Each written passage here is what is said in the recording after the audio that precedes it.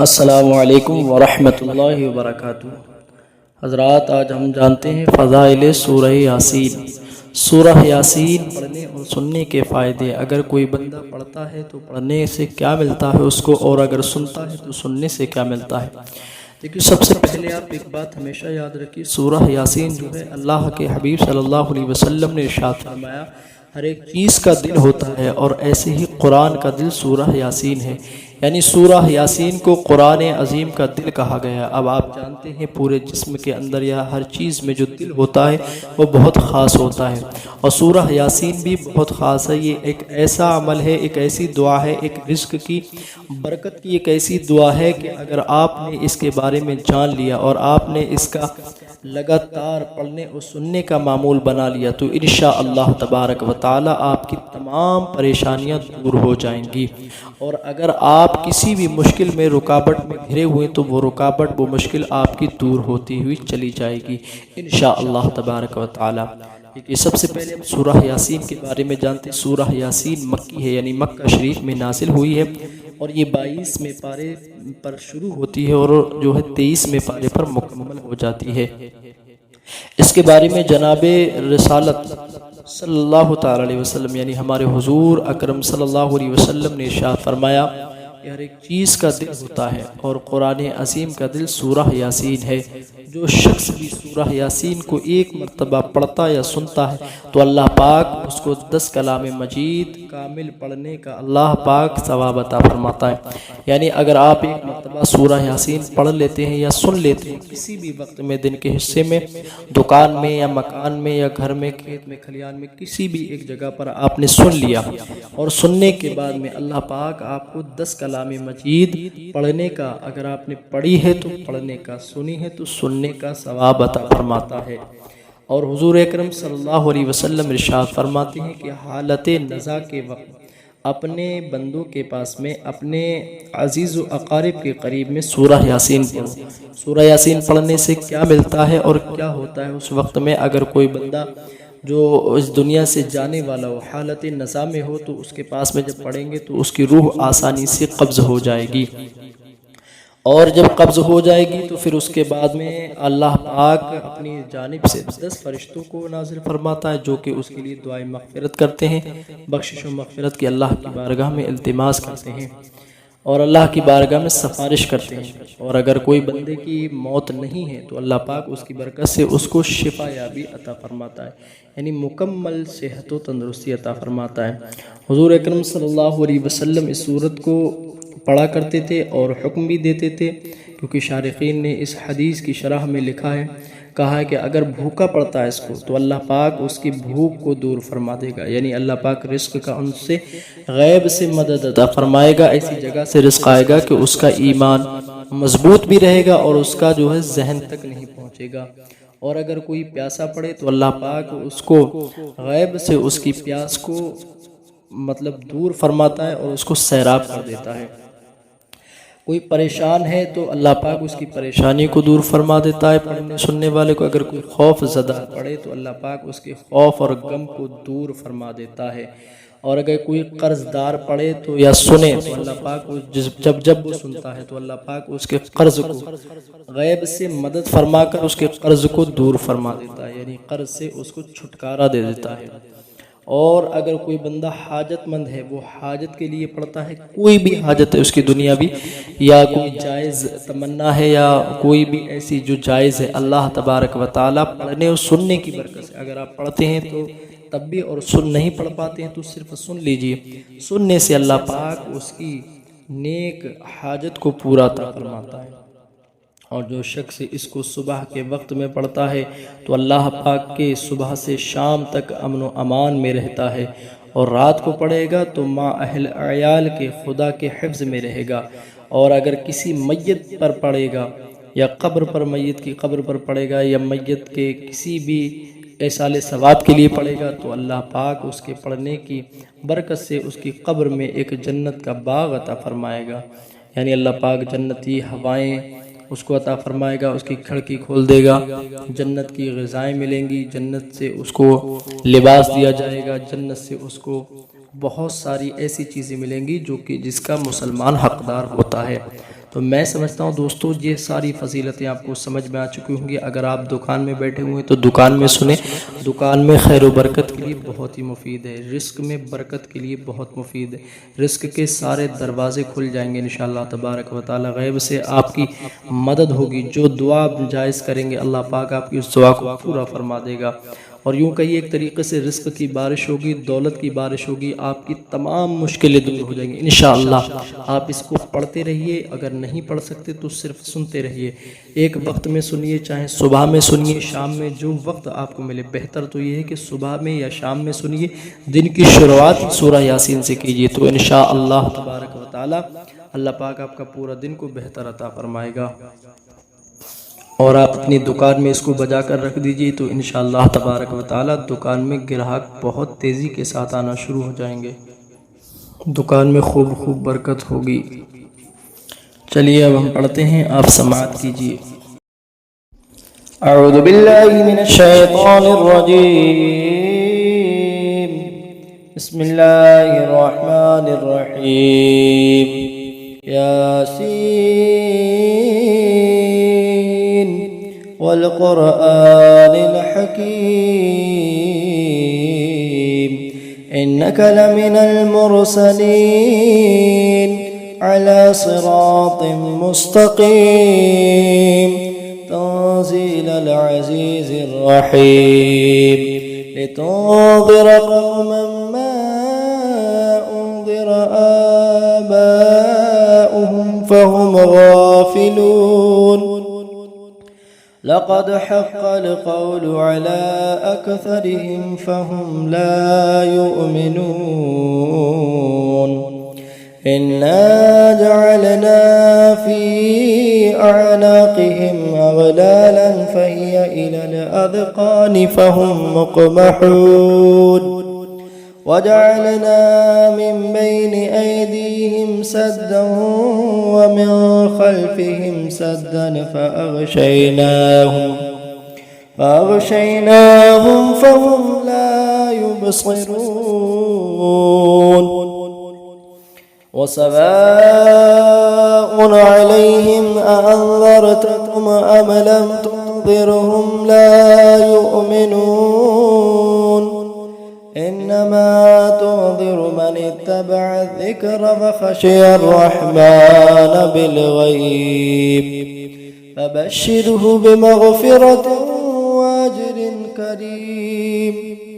इन्ना नहनु नुह्यिल मौता वनक्तुबु मा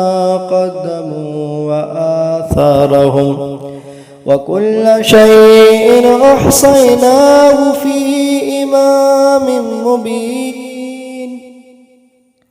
वضرب लहुम मसलन अस्हाबल क़रिया इज़ जाअल मुरसलून, إذ أرسلنا إليهم اثنين فكذبوهما فعززنا بثالث فقالوا إنا إليكم مرسلون. قالوا ما أنتم إلا بشر مثلنا وما أنزل الرحمن من شيء إن أنتم إلا تكذبون. قالوا ربنا يعلم إنا إليكم لمرسلون وما علينا إلا البلاغ المبين. قالوا إنا تطيرنا بكم لئن لم تنتهوا لنرجمنكم وليمسنكم منا عذاب أليم. قالوا طائركم معكم أئن ذكرتم بل أنتم قوم مسرفون. وجاء من أقصى المدينة رجل يسعى قال يا قوم اتبعوا المرسلين اتبعوا من لا يسألكم أجرا وهم مهتدون. وما لي لا أعبد الذي فطرني وإليه ترجعون. أتخذ من دونه آلهة إن يردني الرحمن بضر لا تغني عني شفاعتهم شيئا ولا ينقذون إني إذا لفي ضلال مبين إني آمنت بربكم فاسمعون قيل ادخل الجنة قال يا ليت قومي يعلمون بما غفر لي ربي وجعلني من المكرمين وما أنزلنا على قومه من بعده من جود من السماء وما كنا منزلين إن كانت إلا صيحة واحدة فإذا هم خامدون يا حسرة على العباد ما يأتيهم من رسول إلا كانوا به يستهزئون ألم يروا كما هلكنا قبلهم من القرون أنهم إليهم لا يرجعون وإن كل لما جميع لدينا محضرون وآية لهم الأرض الميتة أحييناها وأخرجنا منها حبا فمنه يأكلون وجعلنا فيها جنات من نخيل وأعناب وفجرنا فيها من العيون ليأكلوا من ثمره وما عملته أيديهم أفلا يشكرون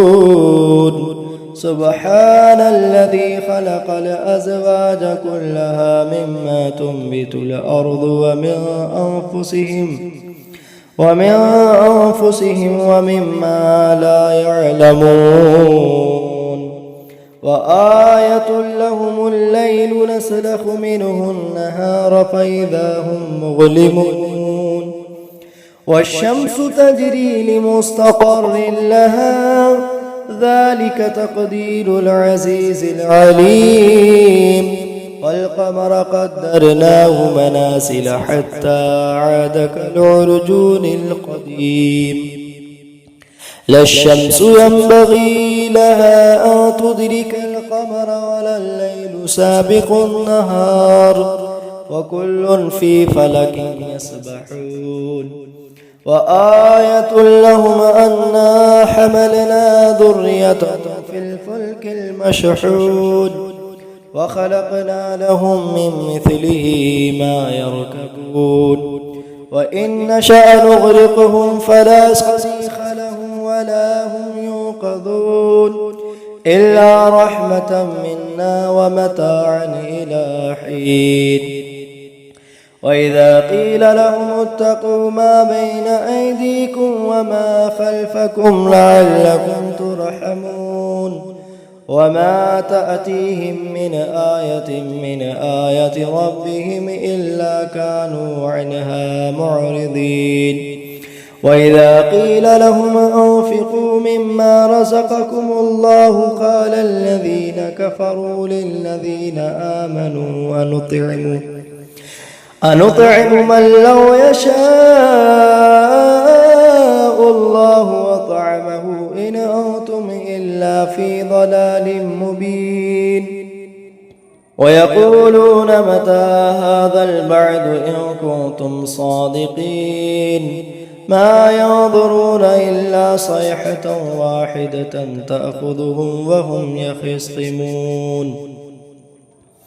فلا يستطيعون توصية ولا إلى أهلهم يرجعون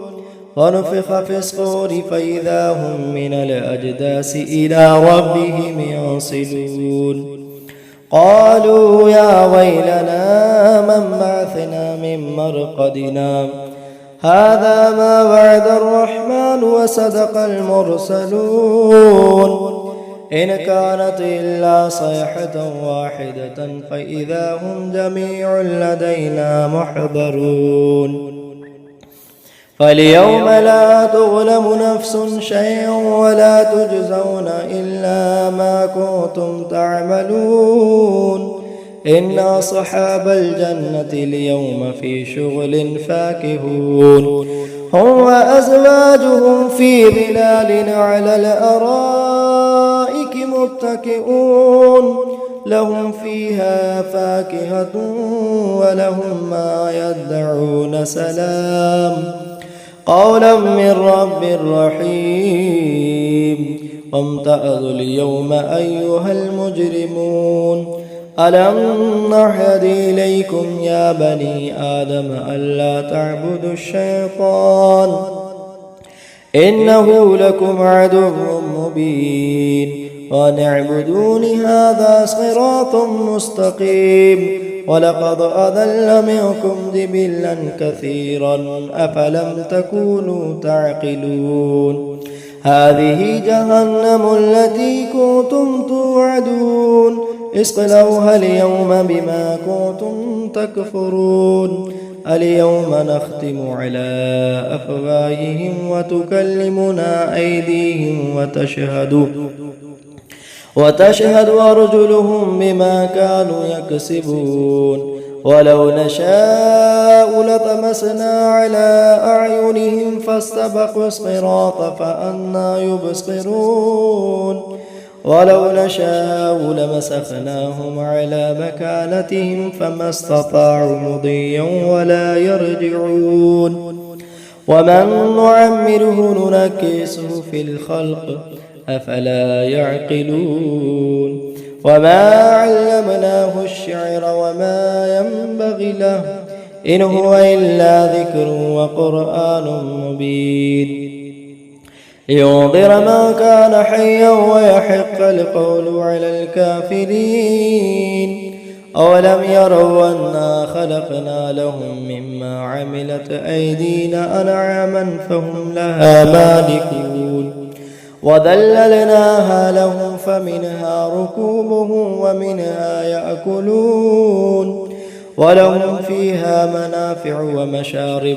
أفلا يشكرون واتخذوا من دون الله آلهة لعلهم ينصرون لا يستطيعون نصرهم وهم لهم جند محضرون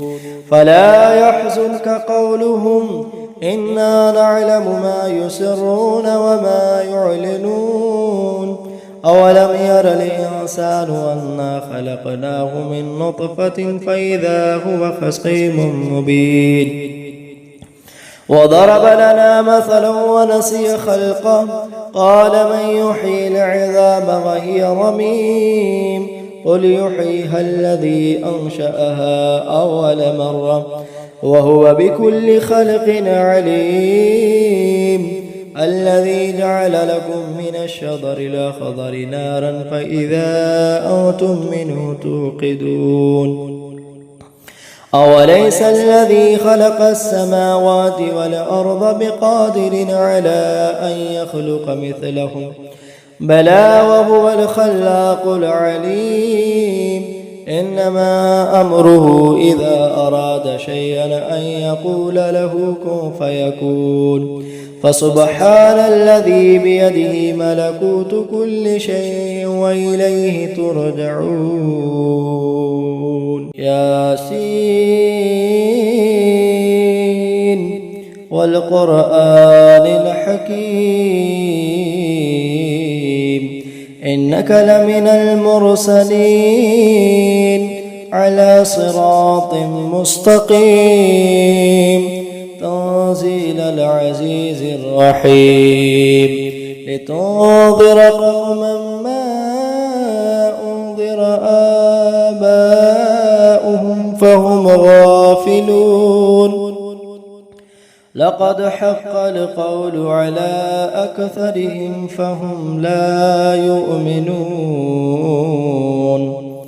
إنا جعلنا في أعناقهم أغلالا فهي إلى الأذقان فهم مقمحون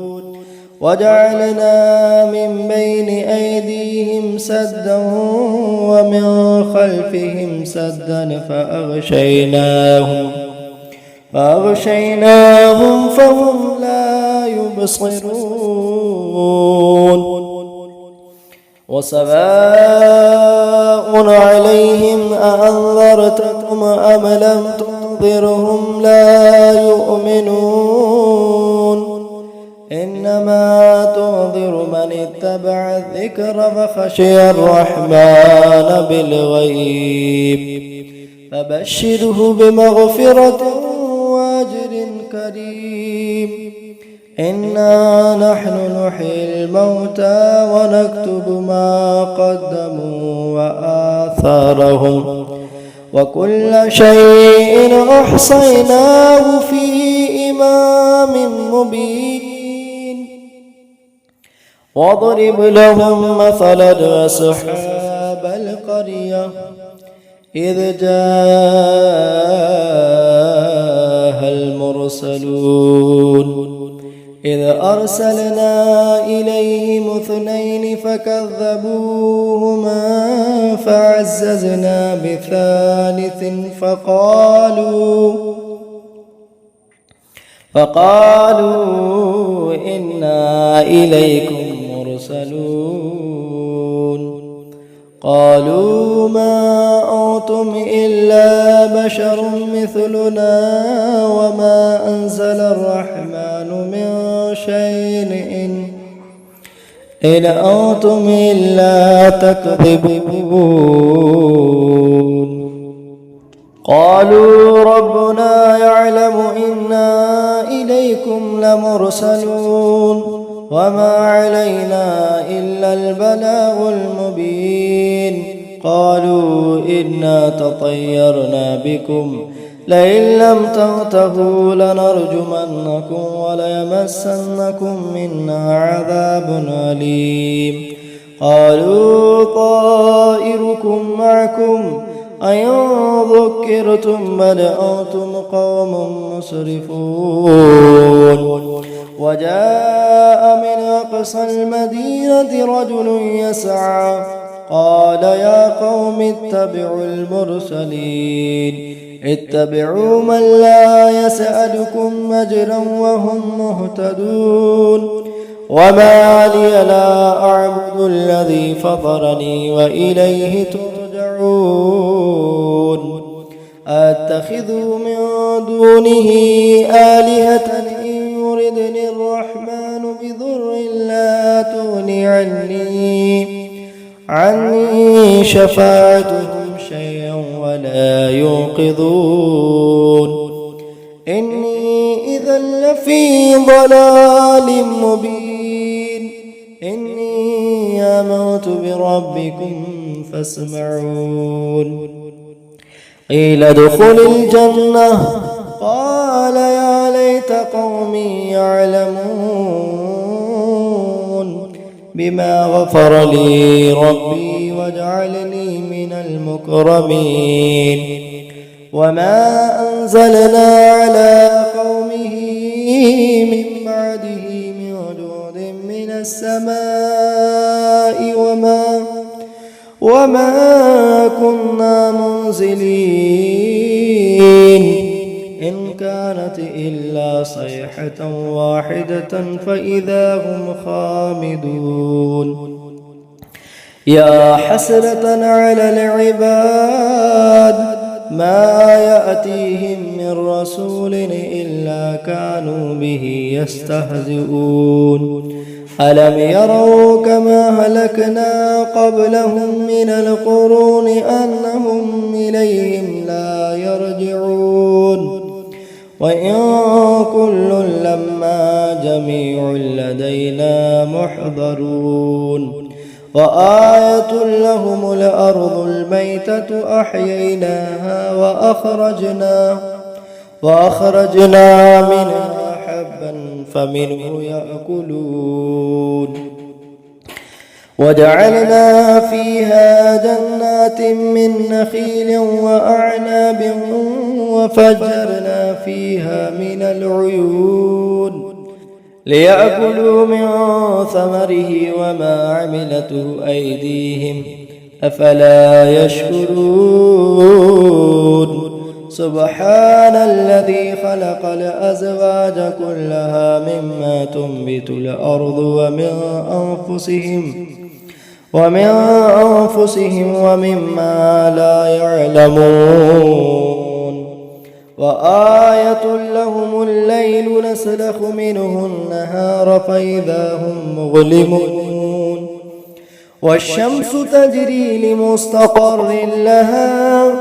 ذلك تقدير العزيز العليم والقمر قدرناه منازل حتى عاد كالعرجون القديم لا الشمس ينبغي لها أن تدرك القمر ولا الليل سابق النهار وكل في فلك يسبحون وآية لهم أنا حملنا ذريتهم في الفلك المشحون وخلقنا لهم من مثله ما يركبون وإن نشأ نغرقهم فلا صريخ لهم ولا هم يوقظون إلا رحمة منا ومتاعا إلى حين وإذا قيل لهم اتقوا ما بين أيديكم وما خلفكم لعلكم ترحمون وما تأتيهم من آية ربهم إلا كانوا عنها معرضين وإذا قيل لهم أنفقوا مما رزقكم الله قال الذين كفروا للذين آمنوا أنطعم من لو يشاء الله وطعمه إن أنتم إلا في ضلال مبين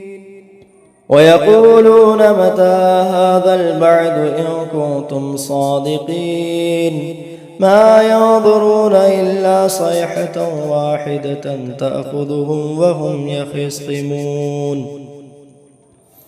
فلا يستطيعون توصية ولا إلى أهلهم يرجعون ونفخ في الصور فإذا هم من الأجداث إلى ربهم ينسلون قالوا يا ويلنا من بعثنا من مرقدنا هذا ما وعد الرحمن وصدق المرسلون إن كانت إلا صيحة واحدة فإذا هم جميع لدينا محضرون فاليوم لا تظلم نفس شيئا ولا تجزون إلا ما كنتم تعملون إن أصحاب الجنة اليوم في شغل فاكهون هم وأزواجهم في ظلال على الأرائك متكئون لهم فيها فاكهة